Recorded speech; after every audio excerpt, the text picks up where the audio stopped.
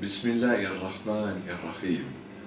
Au nom de Dieu, le tout clément, le tout miséricordieux. Louange à Dieu, le Seigneur des mondes. Que la paix et la salutation et les bénédictions soient sur Mohammed, son dernier prophète, et sur tous ces prophètes qui l'ont précédé. Imaginez que vous êtes sur un bateau et que les vagues et la tempête viennent à renverser ce bateau et que vous trouviez asile sur une île déserte. Imaginez 3 hommes rescapés sur une île déserte, un juif, un chrétien et un musulman. Je pense qu'ils s'entendraient très bien. Et d'où viennent leurs divergences? Elles viennent de leurs livres respectifs. Donc, on se pose la question, où se trouve la vérité, puisque ces 3 livres émanent d'une même source, de notre Seigneur, le Créateur des cieux et de la terre. Prenons un point de divergence qui est important. C'est est-ce Ismaël que Dieu a ordonné à son prophète Abraham d'égorger, ou est-ce Isaac, comme est écrit dans la Bible? La Bible nous dit que lorsque Isaac fut sevré, Ismaël avait 13 ans et Abraham, son père, avait 100 ans.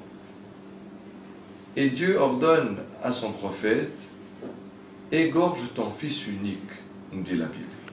Or, la première chose qui nous vient à l'esprit, comment se peut-il que Dieu donne cet ordre à son prophète, égorge ton fils unique, alors que Abraham a 2 fils et qu'Ismaël est l'aîné et qu'il a 13 ans. Dans l'Ancien Testament, l'importance de l'aîné est évidente. Dieu demande souvent à ses serviteurs d'égorger le premier-né de chaque troupeau. Aussi, lorsque le père meurt, c'est l'aîné qui remplace celui-ci. Le texte de la Bible nous dit que lorsque Dieu donna cet ordre à Abraham, Abraham prit du bois et le mit sur l'épaule de 2 serviteurs. Et arrivé au lieu du sacrifice, dans le livre de la Genèse au chapitre 20,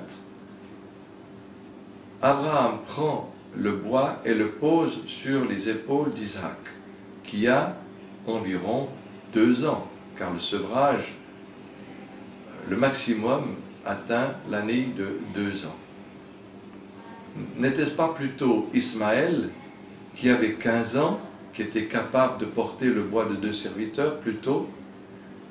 Le texte biblique nous dit aussi que Isaac, en voyant son père marcher devant lui posa la question: « Oh mon père, tu as le couteau dans une main et le feu dans l'autre, mais où est l'Holocauste ?»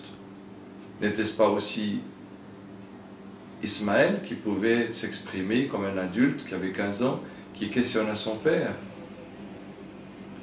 Le Coran nous dit que c'est Ismaël qui fut égorgé, non pas Isaac. Vous voyez bien que c'est plutôt de ce côté que la vérité se trouve. Donc, pourquoi ce texte de la Bible a-t-il été falsifié? Pourquoi, ici, dans cette chose-là, a-t-on voulu attribuer ce sacrifice à Isaac et non pas à Ismaël? Parce que, selon la Bible, et selon aussi d'ailleurs le Coran, Jésus descend du prophète Isaac, tandis que Mohammed descend de Ismaël. Vous voyez comme la vérité est éclatante.